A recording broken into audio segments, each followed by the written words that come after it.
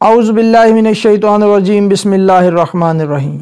अस्सलामु अलैकुम नाज़रीन, मैं हूँ सैयद मौज़म बुखारी और आप देख रहे हैं प्याम रमज़ान। आज 13 रमज़ानुल मुबारक का दिन, बाज़ रिवायात के मुताबिक आज हज़रत जनाब कंबर रज़ी अल्लाह ताला अन्हु की शहादत का दिन है। इसी हवाले से आज हम अपने प्रोग्राम में गुफ्तगू करेंगे और हमारे साथ शरीक गुफ्तगू हैं हुज्जतुल इस्लाम वल मुस्लिमीन जनाब आगा हाफिज़ मोहम्मद मुंतज़िर मेहदी साहब। अस्सलामु अलैकुम। अक्सर सबसे पहले तो हम आपको अपने प्रोग्राम में खुश आमदीद कहते हैं और आपका शुक्रिया अदा करते हैं कि आपने अपने इंतहाई कीमती वक्त में से हमारे प्रोग्राम के लिए वक्त निकाला। अक्सर जिस तरह के आज 13 रमज़ानुल मुबारक का दिन है और हज़रत जनाब कंबर रज़ी अल्लाह ताला अन्हु की शहादत का दिन है, तो इस हवाले से मैं आपसे सवाल करूंगा कि हज़रत जनाब कंबर कौन थे, कैसे ईमान लाए और आपकी शख्सियत के बारे में कुछ आप बयान फरमाएं। शैतानुर्रजीम बिस्मिल्लाहिर्रहमानिर्रहीम रब्बि इश्रह ली सदरी व यस्सिर ली अमरी वहलुल उक़दतम मिन लिसानी यफ़क़हू क़ौली। आज 13 रमज़ानुल मुबारक जनाब बाज़ रिवायात के मुताबिक जनाब कंबर रज़ी अल्लाह ताला अन्हु की शहादत का दिन है और ये वो हस्ती है कि जिसे तारीख़ ने गुमनाम करना चाहा। हम इस मौके पर तमाम अहले इस्लाम आलम इस्लाम की खिदमत में हदिया ताज़ियत पेश करते हैं।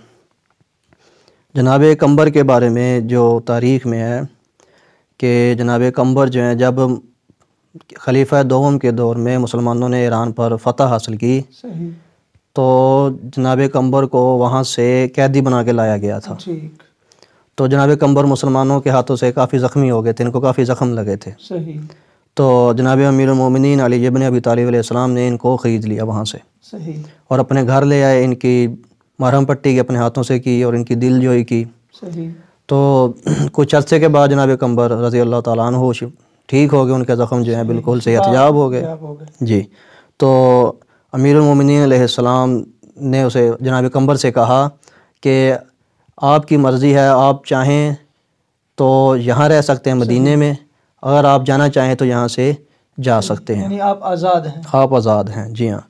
तो जनाब कंबर रज़ी अल्लाह ताला अन्हु ने मौला की इस शफ़क़त और हुस्न सलूक की वजह से आपने जाने को तरजीह नहीं दी, बल्कि आप मौला के कदमों में गिर गए और लिपट गए और कहा कि मौला मैं आपकी की ग़ुलामी में करना चाहूँगा। यानी आज़ाद होकर भी मौला के ग़ुलाम, जी हाँ। ऐसी शख्सियत थी जनाब कंबर। और यही होता है मासूम का किरदार और मासूम का हुस्न अखलाक के लोग जो हैं अगर इमाम चाहे भी उन्हें अपने से दूर करना तब भी वो नहीं जाना चाहेंगे। तो जनाब कंबर जो है अमीरुल मोमिनीन अलैहिस्सलाम के हमरा हो गए, तो उनके ग़ुलाम थे लेकिन मौला ने उन्हें आज़ाद कर दिया। फिर पूरी ज़िंदगी जो है मौला के साथ रहे। तो सफ़ीन में एक रिवायत में है कि जंग सफ़ीन में अमीरुल मोमिनीन अलैहिस्सलाम रात के वक्त सोए हुए थे। तो अचानक अमीरुल मोमिनीन को कुछ महसूस हुआ अपने सराहने की तरफ। तो मौला की जब आँख खुली तो मौला जनाब कंबर को वहाँ पे पाया। जनाब कंबर तलवार लिए मौला की हिफाजत के लिए बैठे थे। तो मौला ने कहा कंबर ये तुम क्या कर रहे हो? तो कंबर ने कहा कि मौला मैं आपकी अहले अर्ज़ से आपकी हिफाजत कर रहा हूँ। तो मौला ने कहा कंबर जब तक अमरे इलाही ना आ जाए मुझे कोई भी नुकसान नहीं पहुँचा सकता। जब तक खुदा का अमर ना हो कोई भी मुझे नुकसान नहीं पहुँचा सकता, यानी उस वक्त तक मुझे कोई भी हाथ तक नहीं लगा सकता। तो जनाब कंबर इस तरह मौला के हमरा रहते थे। तो अहले अरब जो है जब भी कंबर से जनाब कंबर रज़ी अल्लाह ताला अन्हु के बारे में, उनके नस्ब व नसब के बारे में पूछते थे तो जनाब कंबर कहा करते थे कि मैं उसका ग़ुलाम हूँ कि जिसने 2 क़िबलों की तरफ नमाज अदा की। मैं उसका ग़ुलाम हूँ कि जिसने नबी कराम के सल्लल्लाहु अलैहि वसल्लम के 2 बैतें की। मैं उसका ग़ुलाम हूँ कि जिसने एक ही तलवार से 2 जंगें लड़ी। मैं सैयदुल औसिया का ग़ुलाम हूँ। हमेशा जब भी जनाब कंबर ने अपना तारुफ़ कराया तो इसी तरह मौला अमीरुल मोमिनीन अलैहिस्सलाम की तरफ निस्बत देते हुए अपना तारुफ़ कराया। और तारीख़ में ऐसी 2 शख्सियतें मिलती हैं कि जिन्होंने जब भी अपना तारुफ़ कराया इस्लाम लाने के बाद तो उन्होंने हमेशा इस्लाम की तरफ करवाया। उनमें से एक जनाब कंबर थे और एक हज़रत सलमान फ़ारसी। जब भी उनसे पूछा गया आपका हस्ब व नसब क्या है तो उन्होंने कहा इब्ने इस्लाम इब्ने इस्लाम इब्ने इस्लाम। सुभान अल्लाह। यानी कि इस्लाम कबूल करने के बाद जो वो तारुफ़ करवाया करते थे वो इस्लाम की मुनासबत से तारुफ़ करवाया करते थे, अपने ख़ानदान کے حوالے سے اپنا تعارف؟ کیونکہ لوگ انہیں نا جب لوگوں کو پتہ چلا نا کہ جناب قمبر جو ہیں یہ ایران کے ہمدان شہر سے جو ہے نا وہ وہاں سے لایا گیا تھا انہیں غلام قیدی بنا کے، تو لوگ انہیں ابو ہمدانی کہنے لگے تھے، اسی نسبت دینے، لیکن انہیں یہ پسند نہیں تھا، لوگ انہیں کہتے تھے تو ابو ہمدانی، تو انہیں منع کرتے تھے اور کہتے تھے کہ نہیں، میں اس کا غلام ہوں کہ جس نے 2 قبلوں کی طرف نماز پڑھی، جس نے 2 تلواروں سے ایک جنگ لڑی، جس نے نبی کی 2 بیعتیں کی، میں اس کا غلام ہوں، ہمیشہ یہی تعارف کروایا۔ صحیح، یہی تھی جناب قمبر کی زندگی۔ ایک اور روایت میں ذکر آیا ہے کہ جناب امیر المومنین علیہ السلام جب رات کے وقت فقراء و مساکین کے لیے کھانا لے کے نکلتے تھے تو جناب قمبر چپکے سے مولا کے پیچھے پیچھے جاتے تھے۔ صحیح۔ تو ایک دن امیر المومنین علیہ السلام رکے اور دیکھا تو پیچھے قمبر تھے، جناب قمبر کو پایا تو انہوں نے مولا نے کہا قمبر تم اس وقت کیا کر رہے ہو؟ تو کہا مولا میں آپ کی اہل ارض سے حفاظت کر رہا ہوں۔ تو مولا نے کہا اے قمبر جب تک امر الہی نہ آ جائے مجھے کوئی بھی نقصان نہیں پہنچا سکتا۔ یعنی کہ یہ جناب قمبر کی محبت تھی کہ وہ ہر وقت مولا علی علیہ السلام کے ساتھ رہتے تھے اور اس جستجو میں ہوتے تھے کہ اگر شہادت ہو تو میری مولا علیہ السلام کی حفاظت کرتے ہوئے شہادت کرتے ہوئے ہمہ وقت جو مولا کے ساتھ، یہ آپ کی محبت مولا علیہ السلام سے۔ جی گفتگو کر رہے ہیں علامہ صاحب۔ اب یہاں پہ مجھے یہ بتائیے کہ حضرت قمبر کی شہادت کیسے ہوئی؟ جناب قمبر کی شہادت ملتا ہے وہ یہ ہے کہ حجاج ابن یوسف، صحیح، یہ وہ حکمران تھا کہ جس نے شیعوں کو چن چن کے مروایا، صحیح، اپنے محل کی دیواروں میں چنوا دیا گیا، صحیح، اور اس ایسا شقی شخص تھا کس کے بارے میں ملتا ہے یہ اس وقت تک کھانا نہیں کھاتا تھا جب تک کسی شیعہ کا محب اہل بیت کے ماننے والے کا خون نہ دیکھ لے، اس وقت تک کھانا نہیں کھاتا تھا۔ اچھا، تو جب اس کو پتہ چلا کہ کوئی شخص ہے کہ جو اپنا تعارف کرواتا ہے کہ میں اس کا غلام ہوں کہ جس نے 2 قبلوں کی طرف نماز پڑھی، 2 تلواروں سے ایک جنگ لڑی، رسول اللہ کی 2 بیعتیں کی، جو سید الاوصیاء ہے، تو حجاج بن یوسف نے جناب قمبر کو بلوایا اپنے محل میں اور اسے پوچھا کہ من انت، تم کون ہو؟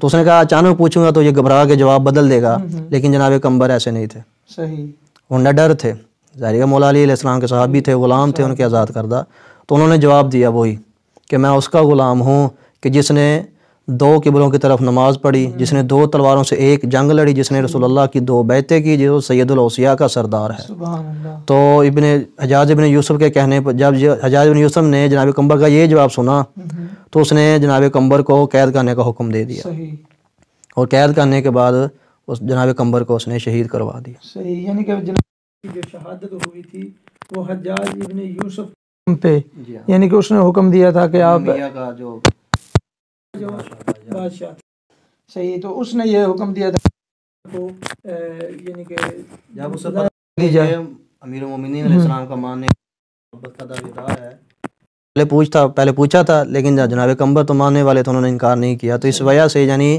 محب اہل بیت ہونے کی وجہ سے اس نے اسے قید کروایا اور اس کے بعد ان کی شہادت ہوئی۔ صحیح، ماشاءاللہ، بہت ہی اچھی گفتگو آپ نے قمبر کے حوالے سے۔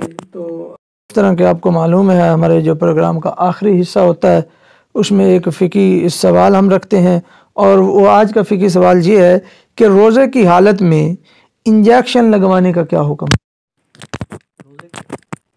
روزے کی حالت میں انجیکشن لگوانے سے خواہ وہ تقویت کا ہی کیوں نہ ہو، اس سے روزہ باطل نہیں ہوتا، اور اگر آپ گلوکوز کی ڈرپ لگاتے ہیں، بوتل لگواتے ہیں، اس سے بھی روزہ باطل نہیں ہوتا۔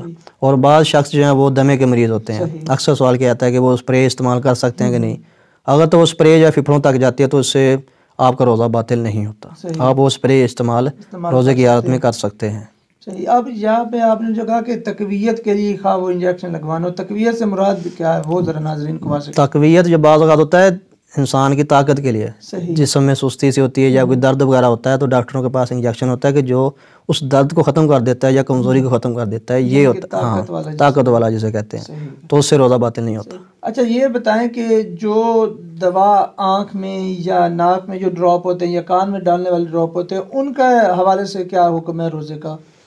آنکھ اور کان میں جو ڈراپ ڈالے جاتے ہیں اگر ان کا ذائقہ خواہ جو ہے گلے تک کیوں نہ پہنچے اس سے روزہ باطل نہیں ہوتا، لیکن جو ناک میں ڈراپ ڈالا جاتا ہے اگر اس کا ذائقہ گلے تک جائے گا تو اس سے روزہ باطل ہو جائے گا۔ اس چیزوں میں فرق ہے، جو کان اور آنکھ میں ڈالنے ہیں ان سے روزہ باطل نہیں ہوگا، لیکن جو ناک میں ڈالا جائے گا ڈراپ اگر اس کا ذائقہ گلے تک جائے، حلق تک جائے تو آپ کا روزہ یعنی کہ جو آنکھ میں ڈراپ ڈالیں گے یا جو کان میں ڈالیں گے اگر ان کا ذائقہ گلے تک پہنچ جائے گا تو روزہ باطل نہیں ہوگا، لیکن جو ناک میں ڈالنے والی دوا ہے اگر اس کا ذائقہ گلے تک پہنچے گا تو روزہ باطل۔ ناظرین، آج کے ہمارے پروگرام کا وقت ختم ہوتا ہے، انشاءاللہ آپ سے ملاقات ہوگی اگلے پروگرام میں، تب تک کے لیے اللہ حافظ۔